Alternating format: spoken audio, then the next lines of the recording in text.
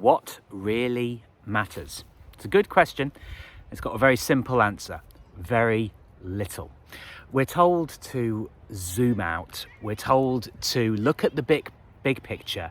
And the trouble with this is, and it's true in part, but the trouble with this is that people zoom out so far that they believe that they can take on all of the world's problems and shoulder the responsibility for things that are so massive that you don't have any influence over them. And I never ever advocate for a passive life.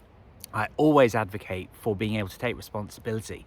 But the truth of the matter, and this can be applied personally and politically and culturally, that local is good. Local is best, because you cannot sort out anything bigger than yourself before you have worked on yourself. And we all understand that working on yourself is an enormous task. But you know what I actually think is a really fantastic way of starting is to actually focus on the close relationships that you have in your life and really question, are you being your best self when it comes to all of your relationships? Ooh, little fly. He's saying hello. He agrees with me. Thank you, Mr. Fly. That what you can actually sort out in developing and improving your relationships will teach you a huge amount about life, because it will teach you about listening. It will teach you about patience. It will teach you about understanding and empathy. It's very difficult to empathize because it's very, very difficult to actually to see things from another person's point of view, which is why listening is absolutely essential. You know, because the purpose of life, as Pollyanna-ish as it sounds, the purpose of life is to be joyful.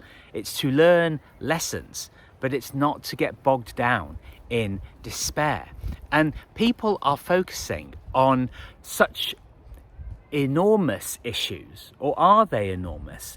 They're focusing on issues that have been thrust down their throats so far that they'll come out the other end.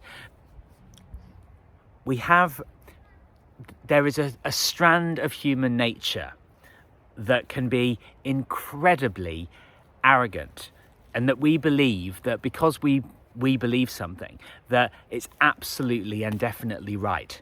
And it's hubristic. It is incredibly arrogant and egotistical. And I believe that when you actually start to focus on your own shortcomings and start to improve upon them, to become a better listener, to be more understanding, to be more patient, and not be in such a hurry, and to focus on things that really matter, like human connections, then your world becomes a lot better. And if there are genuine issues that you have to face on the local or slightly further afield scale, you will be able to. I keep saying this, but you cannot achieve great things by being perpetually angry. Believe me, I've tried and it doesn't work. And you know what you do? You alienate people. Now, the thing is, we attract the people into our lives by who we are. It's not the other way around. It's always inside out. So you attract, I'm afraid, what you deserve. Well, sometimes, and if you're a good person, then you will attract good people into your life. But I'm not saying that any of this is easy. It really isn't.